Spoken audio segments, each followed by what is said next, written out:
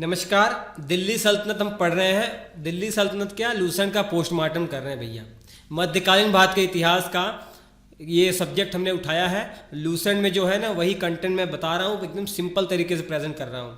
Lucent तो है बहुत मस्त बुक है, लेकिन उसको पढ़ना थोड़ा डिफिकल्ट हो जा रहा है, इसलिए मैंने उसको कहानी के रूप में कन्वर्ट कर दिया है। मज़ा आ जाएगा।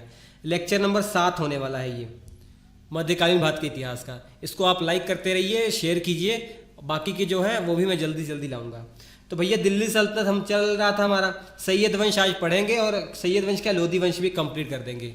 बाकी 3 वंश तो हमने पढ़ लिए हैं, ठीक है। अब देखिए सैयद वंश हम पढ़ रहे हैं। सबसे पहले इसके पहले जो पढ़ा वो दिमाग में होना चाहिए। 1398 में बताइए क्या हुआ था जब तुगलक वंश यहाँ चल रहा था। 1398 में तैमूर का आक्रमण हुआ था।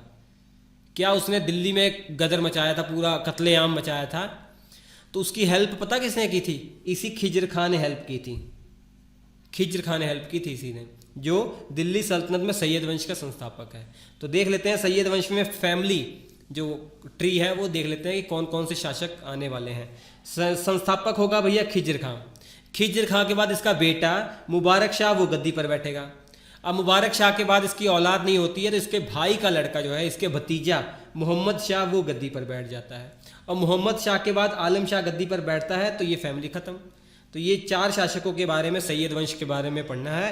1414 से शुरू होता है समय, 1451 तक चलता है। तो चलिए शुरू करते हैं खिज्र खां से। खिज्र खां भैया है संस्थापक। अपने आप को ये पैगंबर का वंशज मानता था। सुल्तान नहीं इसने माना अपने आप को कभी, क्योंकि इसको जो भी साम्राज्य मिला था, पता किसके द्वारा मिला था?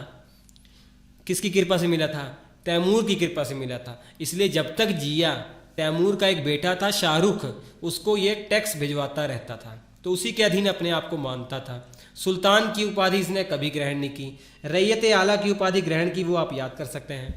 तैमूर जब 1398 में यहाँ से गया तो उसने इसको 3-4 इलाके दे दिए थे। मुख्य तौर पर पाकिस्तान के और पंजाब वाले जो इलाके हैं कई वो दे दिए थे। जैसे मुल्तान इसको दे दिया था, दीपालपुर दे दिया था और लाहौर दे दिया था। तैमूर की सहायता इसने की थी, बता ही दिया मैंने। और 20 मई 1421 में इसकी मृत्यु हो जाती है खिज्र खां की, जो सैयद वंश का संस्थापक है, ठीक है। अब इसके बाद इसका बेटा आएगा, खिज्र खां का बेटा गद्दी पर बैठता है। ये अपने आप को सुल्तान घोषित करता है। तो पूछा जाएगा कि भैया सैयद वंश का वो पहला शासक कौन सा है जो अपने आप को सुल्तान घोषित किया था जिसने? तो खिज्र खां का बेटा मुबारक शाह है, नोट कर लीजिएगा।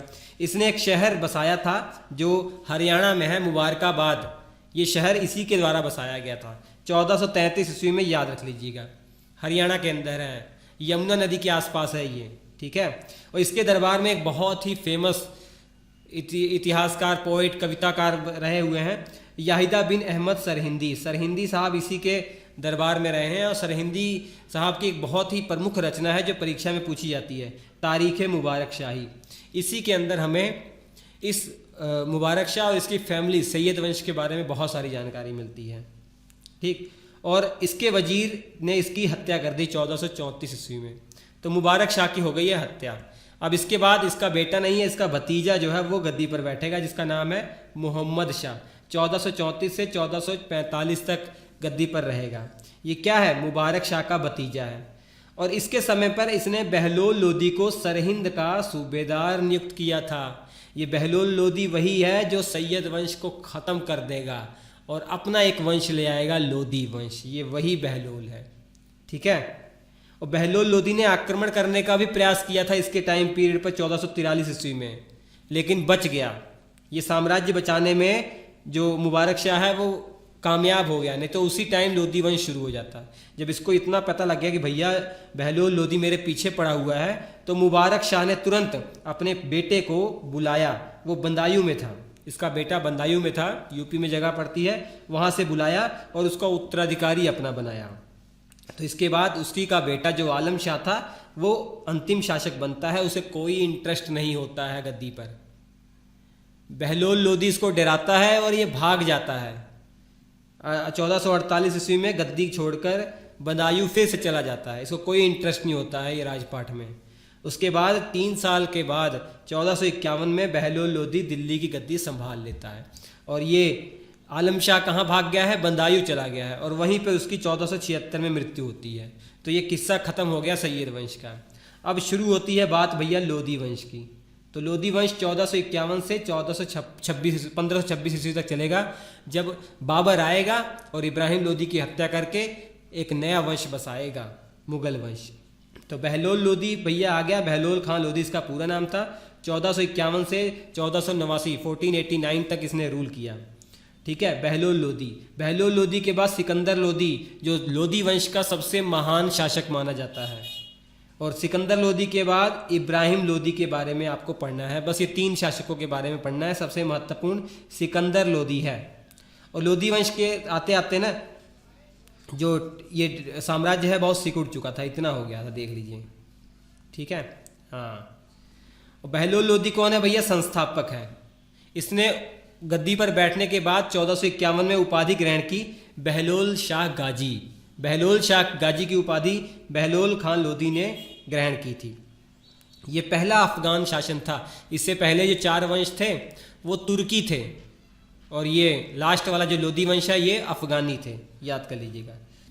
और भैया जौनपुर के बारे में तो सुना ही था आपने, जो मलिक सरवर था जिसने 1394 में अपने आप को स्वतंत्र घोषित कर दिया था और शर्की साम्राज्य शुरू कर दिया था जौनपुर में 1394 के अंदर, जब तुगलक वंश यहाँ चल रहा था। तुगलक वंश जब कमजोर हुआ, ये सूबेदार हुआ करता था कौन? मलिक सरवर, ख्वाजा जहां मलिक सरवर अपने आप को जौनपुर का स्वतंत्र शासक घोषित कर दिया था। उस जौनपुर को वापस लेने का काम इस बहलोल लोधी ने किया है। ये 1479 की बात है। और वहाँ का जो शासक था हुसैन शाह, जो शर्की वंश का अंतिम शासक था, उससे जौनपुर छीन लिया था इस बहलोल खान लोधी ने।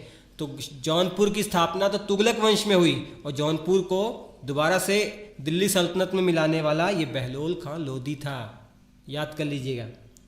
शर्की वंश का अंतिम शासक बता दिया। ये अपने नाम से इसने एक सिक्का चलाया जिसे बहलोली सिक्का कहा जाता था। तो बहलोल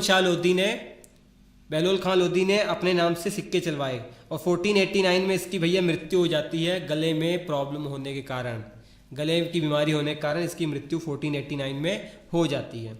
अब इसके बाद कौन आया? इसका बेटा सिकंदर लोधी, जो सबसे महान शासक माना जाता है इस लोधी वंश का। तो ये बहलोल लोधी का भैया पुत्र था। लोधी वंश का सबसे सर्वश्रेष्ठ सुल्तान माना जाता है।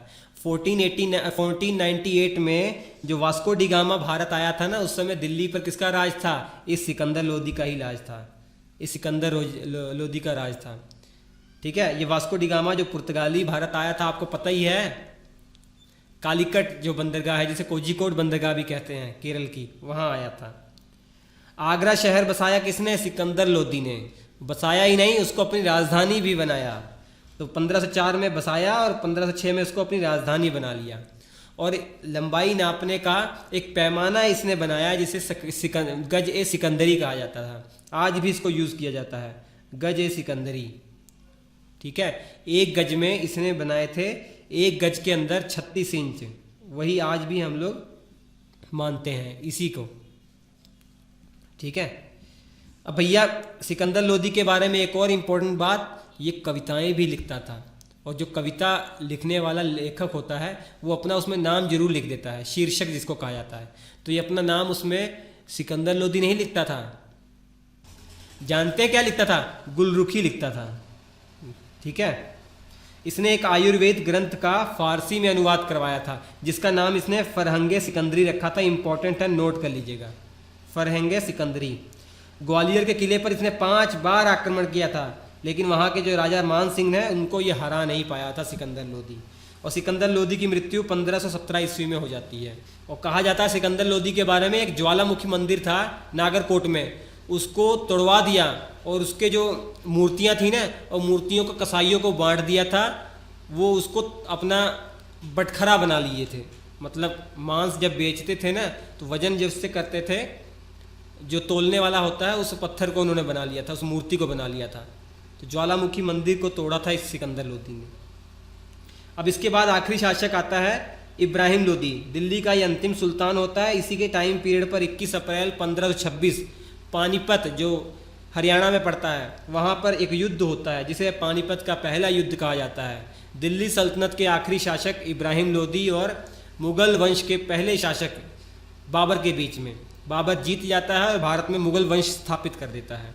और इब्राहिम लोधी रणभूमि में ही मारा जाता है। और रणभूमि में मारा जाने वाला एकमात्र दिल्ली का सुल्तान हुआ है जो रणभूमि में मारा गया। ऐसे कोई दिल्ली का सुल्तान नहीं है जो दुश्मन के साथ लड़ते हुए मारा गया हो, ठीक है, लेकिन ये मारा गया, ये नोट कर लीजिएगा।